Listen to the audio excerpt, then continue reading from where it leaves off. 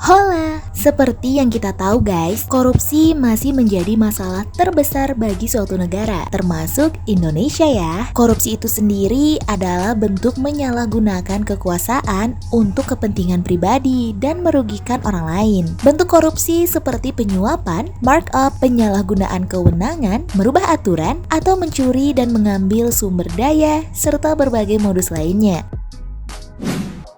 Korupsi juga bisa terjadi di mana aja ya guys, nggak cuman di pemerintahan, tapi di berbagai bidang kehidupan juga bisa aja nih terjadi sebuah korupsi. Salah satunya di dunia kepolisian. Bahkan Seastat sendiri sampai mengurutkan negara-negara yang polisinya terkait kasus korupsi paling banyak se-Asia Tenggara. Bahkan Indonesia juga masuk loh ke urutan 18 sebagai kasus polisi korupsi di Asia Tenggara yang terbanyak.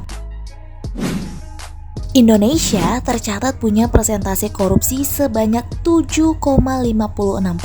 Wah, tinggi juga ya guys. Tapi nggak kaget sih kalau Indonesia dapat setinggi itu persentasinya. Iya nggak guys? Lalu di bawah Indonesia ada Thailand di urutan ke-24 dengan jumlah persentasi polisi yang korupsinya itu ada sekitar 7,40%. Disusul sama Philippines dan Malaysia di urutan ke-34 dan 35 dengan persentasi sebanyak 7,12% dan 7,11% kasus polisi korupsi. Masuk di urutan ke-39 ada Kambodia. Kambodia memiliki presentasi sebanyak 6,97% polisi yang korupsi. Disusul di bawahnya ada negara Vietnam nih, di urutan ke-43 dengan jumlah presentasi sebanyak 6,85%. Dan yang paling rendah korupsi polisinya di Asia Tenggara itu adalah negara Singapura dengan presentasi hanya 2,10%. Sementara untuk negara-negara Asia Tenggara seperti Myanmar, Brunei, Laos, dan Timur Leste masih belum masuk ke ranking korupsi polisi tertinggi di Asia Tenggara. Ini kira-kira negara lain yang nggak masuk ranking Seastats emang karena nggak ada korupsi sama sekali di negaranya atau karena belum sempat disurvei aja ya? Tapi bagus lah ya kalau emang bener ada negara yang no korupsi sama sekali guys.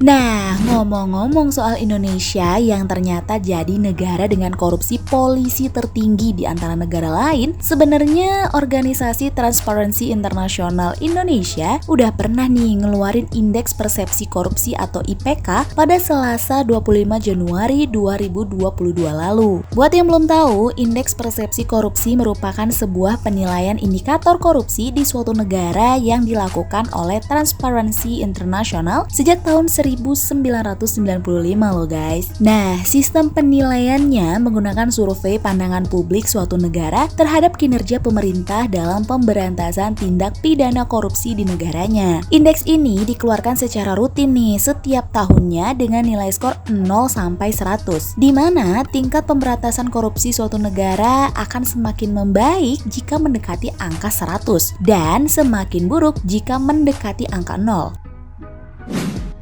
Nah, untuk Indonesia sendiri berada di urutan ke-96 dari 100 di indeks ini.